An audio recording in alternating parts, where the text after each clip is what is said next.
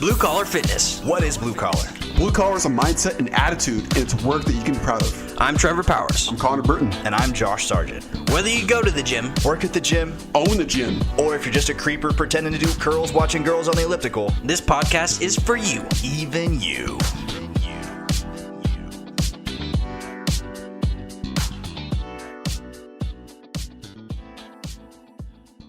I just realized I'm supposed to be talking to this mic here. Wow. Rookie mistake. I'm going to turn myself up here because I'm soft-toned. Got a soft voice compared to you guys. Oh, my gosh. Well, maybe we shouldn't have bubblies or any like carbonated drinks while we podcast because it makes you burp a lot. Burping into the mic. Oh, I mean, there's 0 calories and all, no artificial sweeteners, any of that garbage. They taste great, extra refreshing. I'm addicted to them. I might have like 12 a day, but they're probably not the best. Hey, how's business been for y'all? I signed up 3 new clients yesterday. Holy cow, And I signed up congratulations. Yesterday. Bro. What a piece. Nice. Yeah. Nice. I signed up 2 clients through my Thumbtack Pro website and my official website, which is kind of my backup. But yeah, 2 clients in 2 weeks. I'll take it. Nice. And I signed up 1 client today, and I am launching a whole rebranding of my services, and I'm completing a whole new website, and it should be ready by tomorrow. Boom, shakalaka, shout yourself out. Mr. Shameless, Dave, My plug life yourself. coaching and What's the spiritual website? healing. So shameless plug, Dave. What's the name of the website? Unifierlightworker.com. Unifierlightworker.com. Okay. All right. All right. Life coaching by Dave Shepp. It's good stuff. You need some direction, mostly, tell you stuff you already know, but need to hear it. Yeah, well, the biggest thing that I've decided is that there's so much healing out in the world, and a lot of people don't know the different things that they need. And what I'm really good at is kind of advising people and letting them know what kind of healing they need, whether it's physical, mental, or spiritual. So that's where I'm taking my new direction, and I'm really excited with my new endeavor here. I love it. So, boys, That's awesome, man. I learned something this weekend. What'd you learn? If you haven't prepared for a century ride, don't do a century ride. I would like to refer to my Instagram message that I sent you. Dave, you can't tell me that 60 miles in. If I quit then, I'm a little bitch. You should have just said, "Dave, come get me." Wait, you seriously did a century ride? He did, which is why It's on like a road Sunday bike. I was over at his house taking care of his sorry butt. Mm-hmm. Yeah, my whole body Yeah. hurt a lot. My knee still hurts, but that's because I should have got my bike fitted professionally before I do that. So I'm going in this weekend to get my bike officially fitted, so like the handlebars and the seat and the pedals and all that stuff. Rick and Borche kind of analyzed a video of my pedaling that they took, and it looks like my right knee is kind of popping out to the side with every pedal. So you multiply that times 100 miles, and you have a swollen knee at the end. So That makes sense. I'm going to get my biomechanics fixed. I'm going to quit burping AHA LaCroix. So my Instagram post was, Josh, when you've just had hip surgery, you really shouldn't go on such a strenuous ride, 100 miles. And he goes, Dave, cycling is rehab.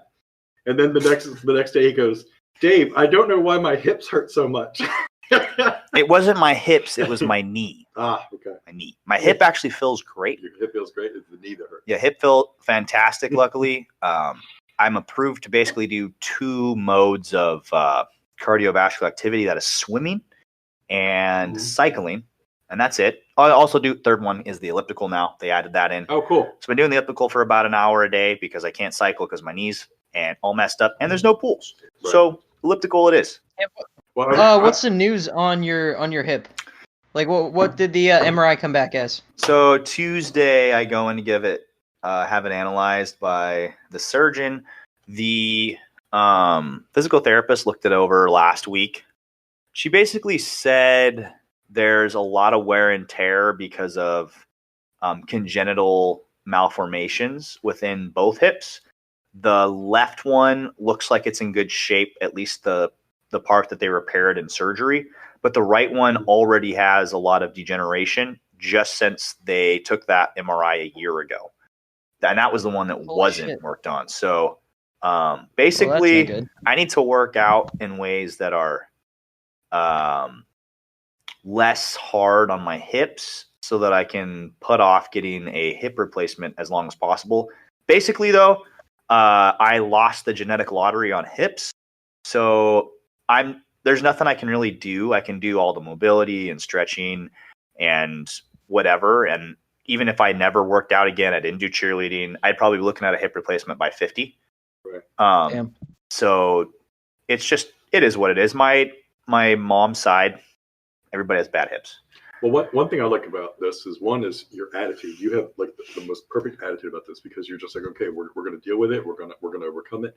But the other thing is you're learning. You're learning how to work your body and to work out in different exercises. And this is not going to do nothing but help your clients. Right. Because that's what I mean. And that's the great thing about you is you love to research. You love to figure things out.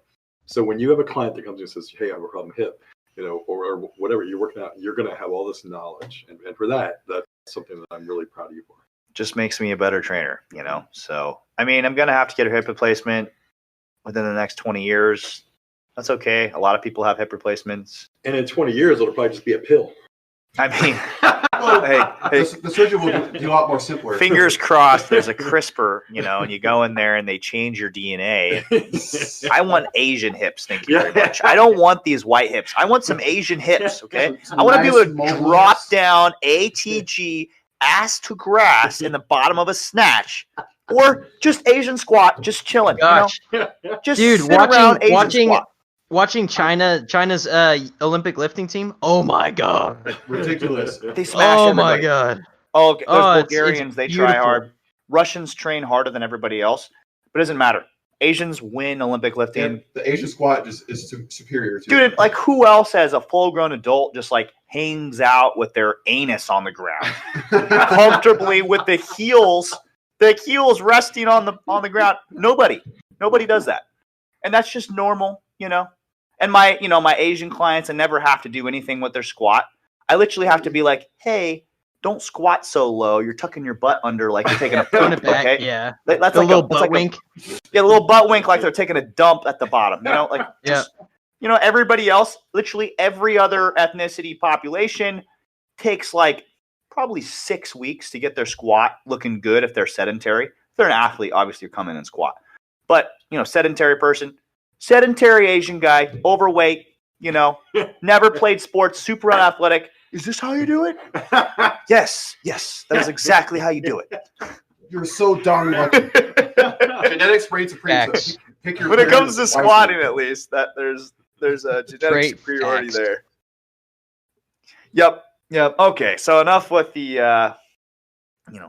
all that good stuff. Connor, give us a little update on your romance life here, man. How's it going? Ooh.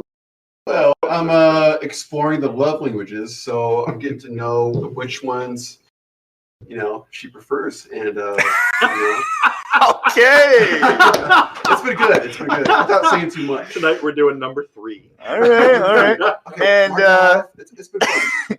And in Trevor's love life, there's a big surprise coming very soon. We'll keep you guys updated on the 3 act. That's a secret. It's a very big secret. So Done. It's a great thing. And I definitely won't It's a have good this produced by secret. the time it happens, so you're safe. right, we're Gucci, man. We're Gucci. And if this is going live, I might as well just say that she's a great person, good looking, because Russian. She's in a hurry all the time. she's Russian, and she's fit. So She's jacked and Gotta be tan, fit. bro. Yeah, Jack- we're Jack gonna Cameron. have some great genetic babies. Probably not basketball Prime. players, Yeah. but Oh, any hell other no. sport. They're going to be very Yeah, short. literally They're any very other short. sport, they're gonna be fine. Any sport that doesn't require height, they've got it. Yeah. I actually, surprisingly, I have height in my family. Dude, Who my knows, brothers dude? are like, my littlest brother is 5'11", 5'10", and then my other brother is 6'2". Okay. Wow. he's just slightly I taller. got So it. And what are you? I just what are you, missed 5'6"? out. You're 5'6" or 5'7"? I'm actually 5'8". Oh, okay. Thank you very much, Dave. Oh, you guessed so low. You guessed so low. I don't know, Oh, what man. are you, I'm 5'4"? I'm like 5'10", 5'10 and a half, under 5'11". You don't tower over me. All right. For guys, I feel like I'm taller than 2 inches, man. Taller than 2 Yeah, inches you taller come up to than my nipples, dude. And I'm 6 You're foot. definitely taller than 2 inches. You're 5'10". Okay. All right. I'm going to let you have those extra 2 inches. Trevor, 5'8", Trev. Oh, fuck all of y'all. I just know that when I get you up on my table, I always have to lower it. So I mean, I introduced you in our episode 1. Dave, you lying. You're lying on live. And by the way, by table he means a massage table. Our massage table. Our first episode, I introduced you as the slightly shorter, slightly stronger, more athletic version of me, but also slightly less good looking, just slightly. So I have 2 things. You have 2 things. Boom. There we go. That sounded terrible. he's like, I'm hanging up now. Depends on the person, man. Now your delivery was bad.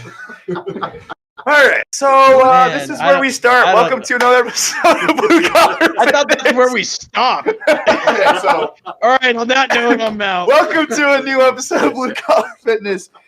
We've been BSing. I don't know if Dave's going to leave that part in there, but, whatever.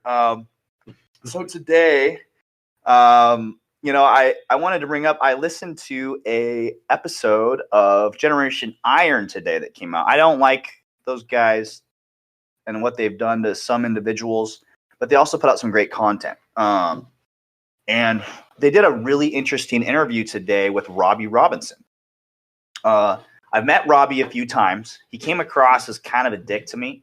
mhm.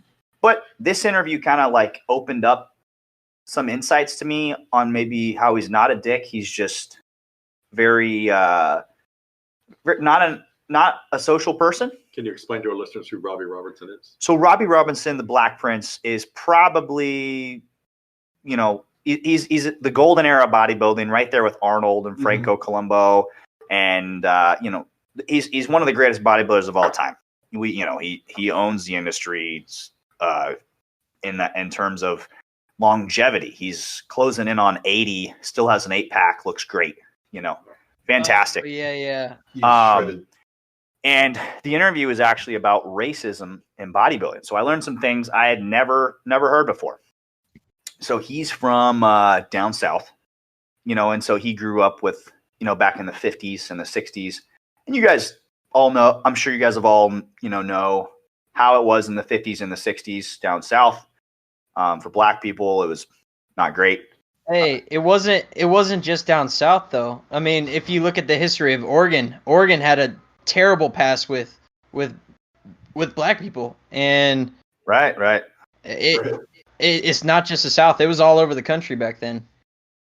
You're absolutely right. And, I guess it's maybe stereotypical to say down south, but I would assume it was probably bad there. Yeah, As bad as anywhere. In the 70s, I grew up in Baltimore, and even in the 70s, it really was hard. So what was his experience like? So I recommend that you guys go watch the interview for the full experience. But he was talking about how Joe Weider was seeing him winning all these shows, and he sent him a letter. Hey, we'd love to take your pictures down in Venice. Put you in some magazines, and come train with the guys. So he's like, heck yeah, packs his bags, sells everything he has, flies down to Venice. He assumed he was going to be one of the, because that was the thing for the bodybuilders back then. You go train at Venice, you get a Weider contract, and you win shows. All you do is you train, and it was the life. And he had a world-class physique, definitely one of the best physiques of the time, and a classic physique, and he goes down, and they take the pictures, and he meets Weider, and, Joe Weider's like, yeah, that was good stuff, man. And he's like, so do I get a contract? And he said, Weider says, I don't give contracts to inwards. Wow. Oh wow. And I was like, oh, damn. Okay. I mean, I don't see any reason why Robbie would lie about this, and he, after he said that, he was like, I've forgiven Joe, since then. And, he's done a lot of great things for the industry, and we wouldn't have bodybuilding without him. But he says, I still don't respect him, and That's fair. Fair enough. Like, he's a bigger man. He forgave him and, appreciated all he did for the bodybuilding industry. But after somebody says something like that to you, like, dang, that really sucks, Yeah. And he said for 3 months, he slept on the roof of the gym until he was able to get enough money together by doing posing routines and seminars for locally to get himself an apartment. And then he started training some people and whatever else. And he won some big pro shows. But he never did get a Weider contract. He always had to make his own money. Wow. So I thought that was an interest. Those some things I didn't know, and he always said he felt kind of slighted, and like he just needed to keep to himself to not be, taken advantage of. So, I tried to shake the guy's hand twice. I tried to, say, hey, I was a kid at Venice Beach, there at Gold, and Robbie's always there, and I tried to, see if I could get a picture with him or shake his hand. And he always just kind of looked at me and said, I don't do fan stuff. I don't do pictures. And, Right. And you have to respect that. But then also kind of hearing that interview and hearing his experience, maybe it's justified, maybe he just hasn't been treated well by the public and doesn't want to deal with the public. Just doesn't feel like he owes anything. I wouldn't say that you can connect it and say that there's causation. Correlation doesn't mean causation. So, he could get approached everywhere he goes and he won't get anything done. Maybe that's why he doesn't do fan stuff. It's just like, I mean, he was famous, or he is famous for bodybuilding. He's he's in Mecca of bodybuilding, and I bet he gets approached daily, just like all the time. So I feel like you couldn't Right. you could maybe. How would you get a workout done? I wouldn't make an assumption. Right. How would you get a workout Exactly. done if you're trying to get 2 hours worth of working out done and every 5 minutes some fan comes up to you? Exactly. It would be hard during the day. You would have to go like 4 in the morning with Michael Hearn. I think Exactly. that's he's good, why. He's good buddies with Michael Hearn, and they, he's went up to the Emerald Cup before with Michael Hearn and posed. But he has a select few friends that he hangs out with, or people that he trusts. That's from what I've observed. Robbie Robinson. Absolutely, man. And I thought he made some good points on that interview about, he said, hey, like one of the problems with, talking about white privilege is people say, hey, you need to just not look past that and work hard and work out. And he's like, yeah, you're right. We do. Like, we do need to just work hard, and push past that. But then also for people who don't have that experience, to say that white privilege doesn't exist, that's discounting someone's, especially, someone that grew up during the 50s and 60s and has had all these experiences. He said he would win shows and the prize money was, basically looked at as this amount. And he had he would know a friend that had won the same show and he was supposed to get 10 grand. And he'd go collect the check and it was $3 grand short, and then he'd approach the promoter and the promoter would just shrug his shoulders, and for whatever reason, maybe that was something to do with racism. Maybe it wasn't, but it's a specific example. And that's what he felt. He thought like, well, shoot, like what else would it be? So I thought that was an interesting look into someone's experience and, something as out there and in your face as bodybuilding and bodybuilding culture, has been affected by all the events that have come to light recently and, in our culture. So. Yeah, and bodybuilding, that's a really accepting culture and sport, if you will. Like bodybuilding is very diverse. Like some of the top competitors are, Black African American, and It's been dominated the last 30 years. yeah. But you don't see that many judges or promoters that are Black. Which is that coincidental? Probably not. I'm not really sure. But it's racist. It's an issue even in bodybuilding. Right. You see that, and whatever reason it is, you see that in the NFL, you see that in the NBA, primarily, Black athletes and white owners and coaches. I don't know I'm not a sociologist. I'm not someone who studied all that, but you can just see, observe, you can observe. Yeah, that is how it is.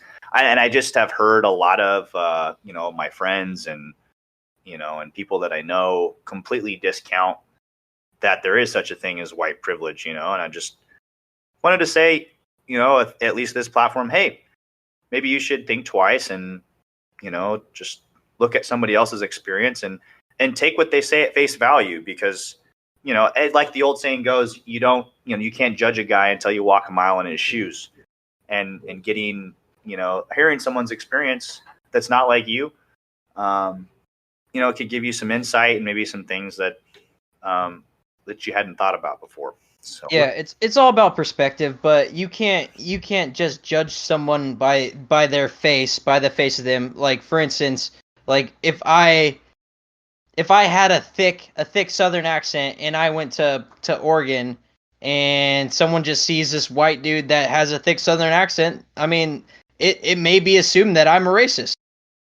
But the thing is, you can't make assumptions because you don't know someone's perspective. You don't know what they've been through. You don't know. That's why you can't make assumptions about people. You don't know this person to their core.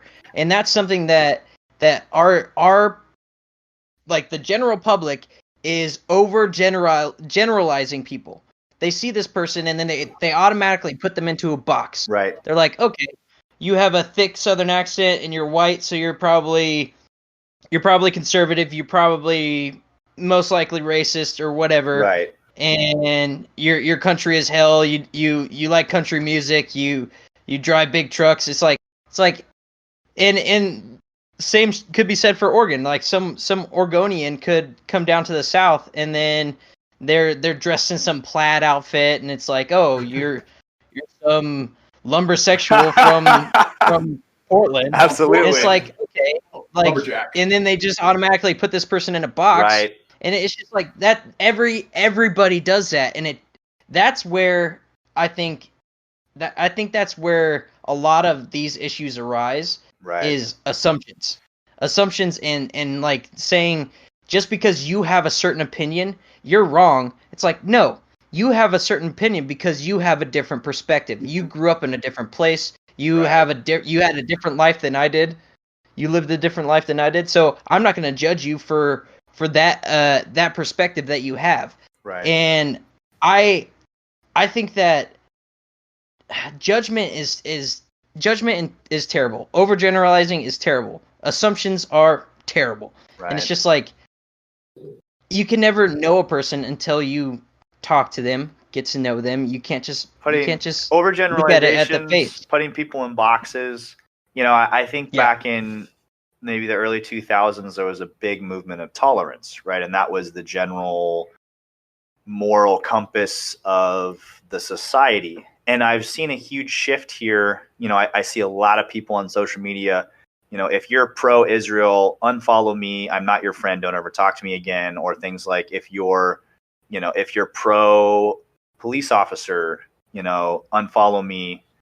And it's like, whoa. We can have you have to judge people on an individual basis. You can't lump an entire country or an entire profession into a bad box.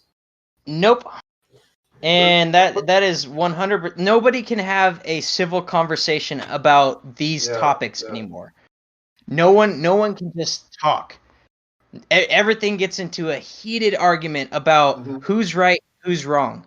It's like maybe the person that supports cops supports them because they were rescued by a cop, or they have family members who are cops. It's like Absolutely. you don't know why people do the things that they do. Nobody knows Right. unless you are that person. It goes back to It's just- their personal experiences, like Yeah. But I also feel like it kind of begs the question: are human beings just generally tribal? And is that why we generalize all the time? Because I feel like that's just easy for people to do, and especially on social media, where you're not really disconnected. The person is not there in front of you. You don't know their perspectives. You're not looking them in the eye or reading their intentions. It can be easy to be really harsh online. Yeah. You see easy. so Keyboard warriors. much heat from people. What we need is something like you have to have a driver's license in order to get on the internet. You need to have a full license in order to have it. That way you can see your face, your name and thing, because then people are not going to say all this harsh stuff that they're saying because they feel like that's also taking away freedoms. That's taking away freedoms. So you That's can't not do that. capitalism. It's crazy. No, it's not. Capitalism has nothing to do with that. That's taking away basic rights because freedom of speech is You're allowed to go on the internet and say whatever you want. That's freedom Right. of speech. I was just saying that it's easier to say stuff when you're anonymous rather than if it was just 100%. Dave talking to Trevor. So 100%. But, what I'm saying is there should be a way that when you log into the internet, you use your real credentials, who you are, rather than having 17 fake accounts and being able to just rile up an entire population. The because you're trolls- putting all The trolls are a Trolls. problem, but then also there's a power in anonymous, sharing of information, right? We saw democracies rise because of this, just recently. Or because fall. of Facebook. Or fall. Or Democracies have fallen. Yeah. True. It's crazy. I think back to, I so many people put people in good and bad boxes. And there was a situation that Connor and Dave and I were all in a couple of years ago where we had a speaker come in and he's very pro-military. His son was an Army Ranger and he was talking about, he was so glad he was telling some story about how he was so glad his son, effed up these, I believe it was Iraqis. And I'm sitting there and I have my head down and I'm just like sweating. I feel so bad because I invited one of my buddies to attend the seminar. He's an Iraqi. His entire family was massacred after 9/11. They were peaceful farmers by bombs. And here's the thing, like America went to war. You can say whatever you want to say about that. War is always terrible and there's always casualties. And I'm not trying to downplay that at all. Was the speaker wrong for supporting his son? No. Right? He was supporting his son in a patriotic way. But also, was our friend wrong for feeling extremely emotional and pissed off about that? Perspective. Exactly. If you're the only male left in your family, and most of your family was all killed, you were a very wealthy. My friend, he was on the wrestling team at Oregon State. The only reason he got in Oregon State was scholarship for wrestling. Trevor knows him too.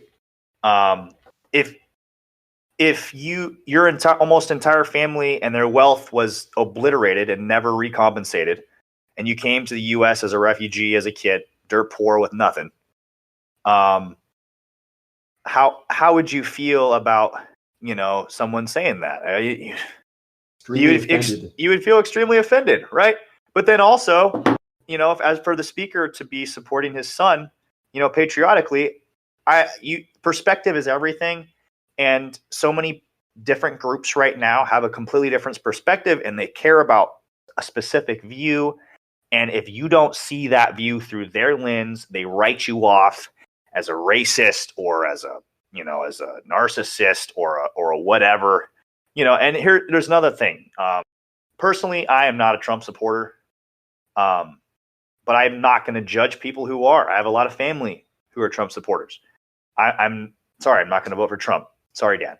Just not going to do it.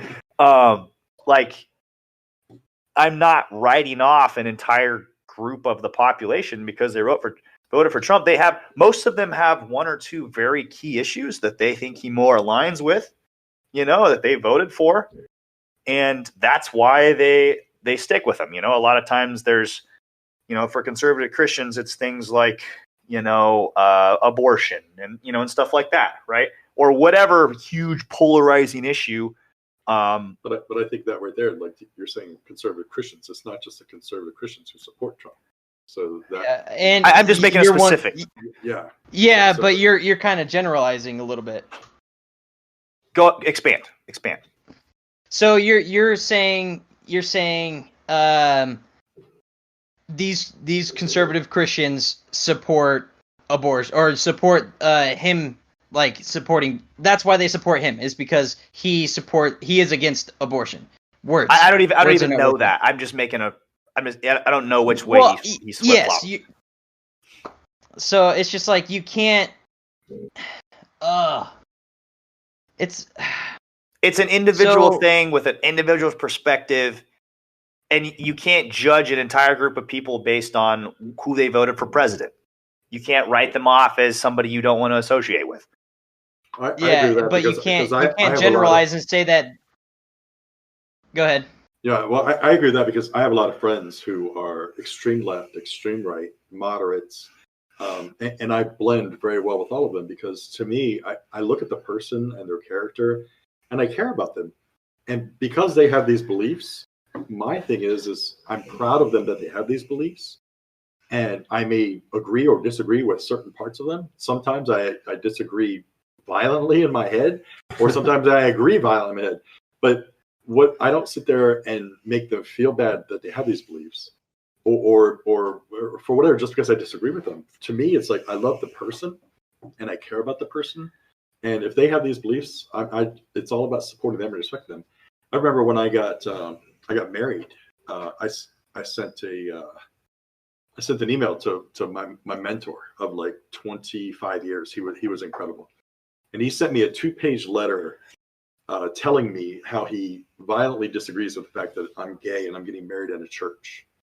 And it was one of the most well-articulated letters I think I've ever gotten. And I read it, I was like, well, this is really good. And at the end of the letter, he's like, I fully understand if you don't want to be friends with me anymore, but I just couldn't, I need to let you know I can't support you. And the fact is I love that man to this day. And I wrote him back and I said, I will always love you. The fact that you have these beliefs and how strong you are in your opinions is part of what I respect so much about you because you live who you are. That does not bother me.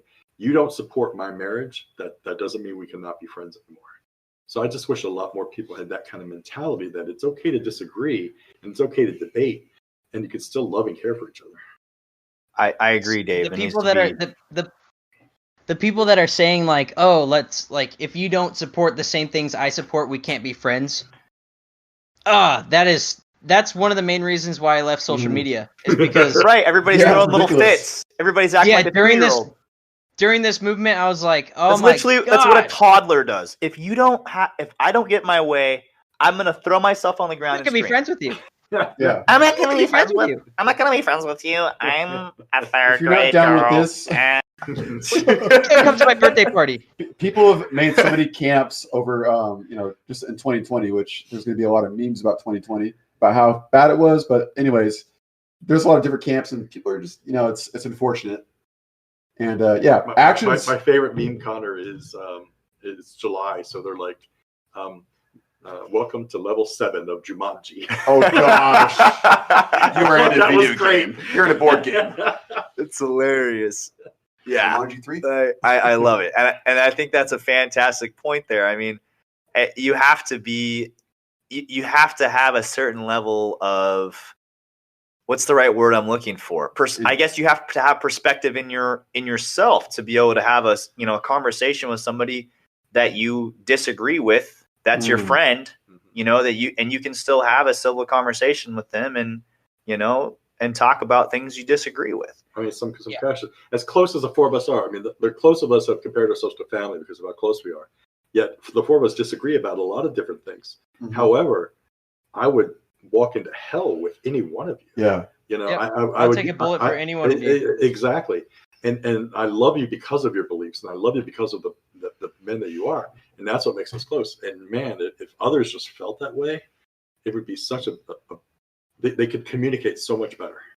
Yeah, you just gotta understand. So many people Sorry, I was go just ahead, saying Connor. just you got to understand that your friends and your family, the point that Dave's making is that what we all have in common, like we love each other, but what we have in common is integrity. Mm-hmm. We all have integrity. We disagree on a few things, or maybe a lot of things, but just gotta have integrity. We know each other's perspective, and we don't, alienate people, which alienating people is bad. But yeah, what were you saying, Trev? Something that we're able to do, that a lot of people aren't. We're able to value our friendship over our emotions and our opinions, because I see you guys as people that I'm gonna know for the rest of my life, and I'm not gonna let something I can't really change. For instance, political crap. Like, sure, I can vote, but likelihood of my single vote changing something, like making a significant change. I'm not downplaying the significance of voting. I'm just saying it's not something I personally can change. As a collective, we can change it, but it's not something I can change. But if I can be a good person to my friends and family, like that's utmost importance to me. Well, that's your community. Your community is very important. Guess what? If you have a healthy community, and the people around you are happy, healthy, and improving their world, guess what? You're improving the entire world. It's like you guys have a friend base that is some of the neatest people I think I've ever met, and each of you have these friends, and you all get along so well because you all are different but the same. And the same is that you care about each other. I mean, Trevor, Josh, Connor, I've seen you with your friends when you're hanging out, when you're together, and there's this amazing loyalty and love on both sides, and there's respect, and it's something that I highly admire with all three of you. And so you attract those kind of people. And when you attract a mate, you want to make sure that your mate meshes well with your friends, and that's a big thing. Connor's got this new girl, so we're gonna have to see how she does. I think what you're talking Pressure's about, Dave. I think I'll bring her out. I like what you guys are talking about there, because diversity is important, because if you have a diverse friend group, you have more perspective. I think everybody should be friends with people of multiple political affiliations. I mean, okay, if somebody's a legitimate Nazi, I'm gonna be like, bro, not for me. Not for me. But you know what I'm saying? If someone is a genuinely good person and has a good heart, and they're a person who has, a vigor for life and is excited about life and is going places and wants to be a good person and wants to do things with their life, I'm excited about being around that person. And, I think you should try to surround yourself with people who are like that. I get, people that if you're growing faster than, or away and apart from people, maybe you're not going to be with them every weekend, right? If, the people that you went to high school with, you most likely are hanging out with still. You're in different parts of the country. You're doing different things. But it doesn't mean you couldn't still have a drink with them, and catch up, right? But, yeah, what you're saying there, I'm trying to close my thought here without rambling, but there's good, genuinely good-hearted, well-meaning people on both sides of main political issues. Mm-hmm. And I think at the end of the day, we love America and we love the world. We love the people. We love people, and we want everything to be better for our fellow humans. So I know I'm not going to be ashamed, because I come from a family of cops and I have a lot of cop friends, and I have people who are trying to be policemen. I'm trying to help them with their physical fitness, with their health, with everything. And people are like, "Why would you do that?" And I'm like, seriously, just I have been saved by police officers, and if I see a police officer in danger from anybody, I will be the first one to step in and try to defend him as well. But it's the same thing with black people. I have a lot of black friends. It doesn't matter to me. However, if you're a fucking dick, I'm not going to like you. Okay. Right. So that does not make me racist. I'll give you a shot until you burn me, right? Yeah, Fool me once, shame on, Shame on you. Shame on me. You fool you once. I said that wrong. I said that backwards. Dyslexic. You were such- you were George such a Bush. white boy. Yes. But That was a good rhyme. That's funny. it stands true. The meaning stands true. Give people a shot, regardless of, their whatever creed, Yeah. See their heart, see Right. their soul. See Have who some they fucking are. Compassion. Absolutely. I mean, God, people don't have to think alike. If we all thought alike, how fucking boring would it be? I'd Absolutely. be so bored. I'd be so Yeah, bored. We wouldn't get God. anything done. You- We wouldn't I know. get shit done. I think of a podcast Jocko Willink did a week ago, and he With had. I don't think it was Joe. It was a Jocko Willink solo. podcast. It was a solo podcast, and he Oh, talked. okay, got it. He talked about a battle between the U.S. It was either Britain and Germany or the U.S. and Germany, one of the two. It was the Allies and Germany, and they were on either side of the trenches, and they had like a peaceful exchange, and like, hey, how about we have a drink together tonight? And Christmas. yeah, they had like a Christmas celebration, Yep. and everybody got together and they were talking, and they were like, wow, they saw the humanity in each other. Mm-hmm. And there was fantastic, almost camaraderie, and they were like, wow, maybe we should not shoot each other. Like, these guys are actually pretty cool. And you see the humanity in the person that you personified as a demon, somebody that's the enemy that you have to kill, and that you see the tribalism. That's exactly what's happening today. Now, the Allied forces basically got a word, the commanders, and was basically in charge of the general that was in charge of this thing. It was basically like, dude, if you don't kill them ASAP, that's treason. And they're like, okay. And there was a big bloody battle. But you can read the memoirs of the soldiers that talked about it, and it changed their perspective forever. So, Did you say memoirs? whatever they're called. Read the journals. Memoirs. Memoirs. Connor, you wanted to say something? No, I was going to say, just like the Jocko podcast, like that was. I mean, he has like good stories about that, and then I was looking up the podcast, and that's what I wanted to say. I blanked.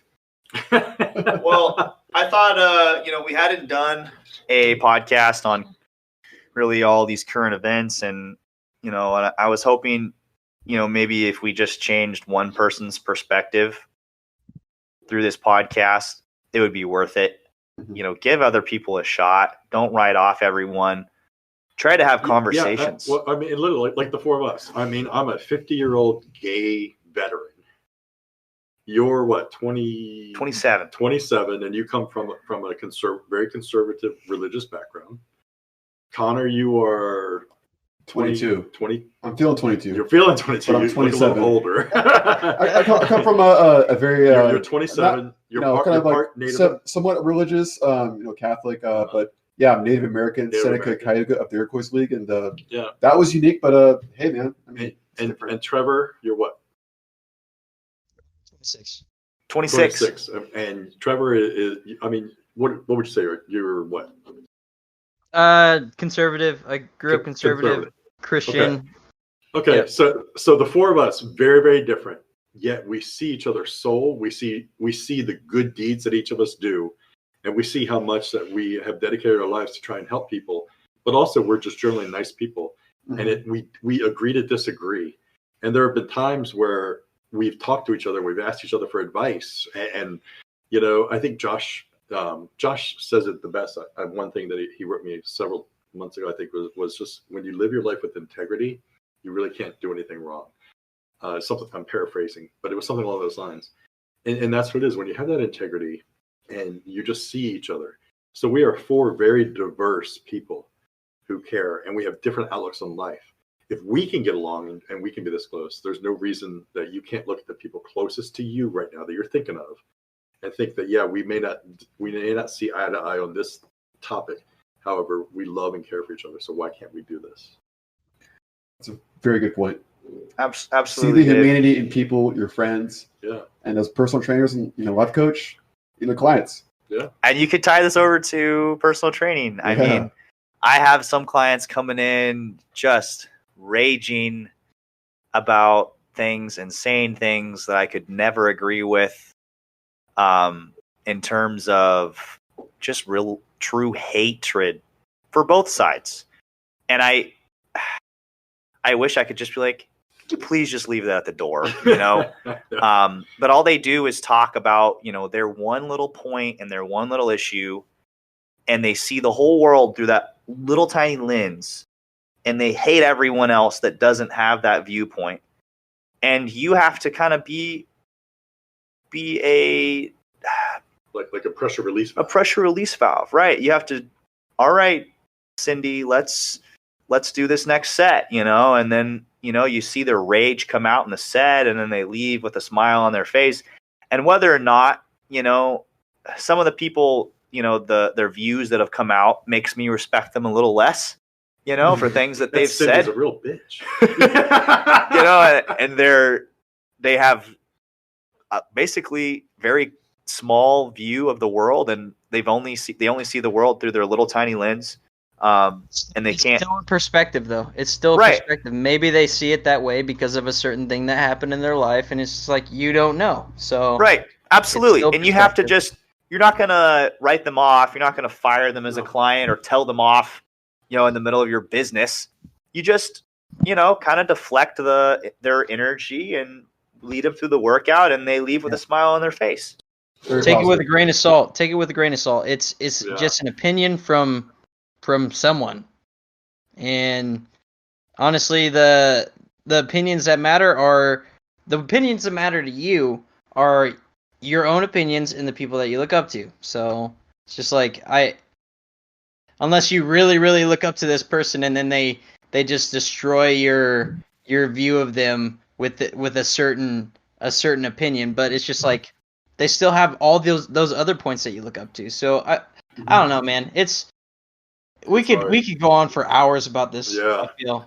I used to respect you until I saw that picture of Dave with that mustache. Thanks, Dave. Cut it off. What is Look at that? that thing. He's twirling it at the end. He's trying to Ranger grow stash. facial hair. He's trying, guys. He's doing his very best. It's actually called a Van Dyke. Look it up, and this is it. We will take a picture and put it on our Blue Collar Fitness Instagram. And we have a photo shoot coming up, so Let's see if Trevor keeps his stash. It's staying on. You guys touch it. You're gonna catch these hands. Oh shit! Oh shit! I Those are know jujitsu. some bear paws there. I'd beware. Well, do you guys have anything to add here at the end of the show? No, great. I think this show. was very constructive. Very constructive. Great show, And, great topic, Josh. Thanks for leading us. as Perspective usual. enhancing, Absolutely. mind blowing. All right, we love you guys. Hopefully, you glean some useful information. Follow us at Blue Collar Fit Podcast on Instagram. You can follow us at Blue Collar Fitness Podcast. Not follow us, but our website. And you can follow me at Sarge Josh on Instagram. You can follow Dave at Dave.Shepp. You can follow Connor. Mr. Connor Burton on Instagram. You can follow T Chase Powers Yep, T Chase on Powers. Instagram. And lastly, leave us an interview. Wrong word. Leave us a review on Google. We are now on Google.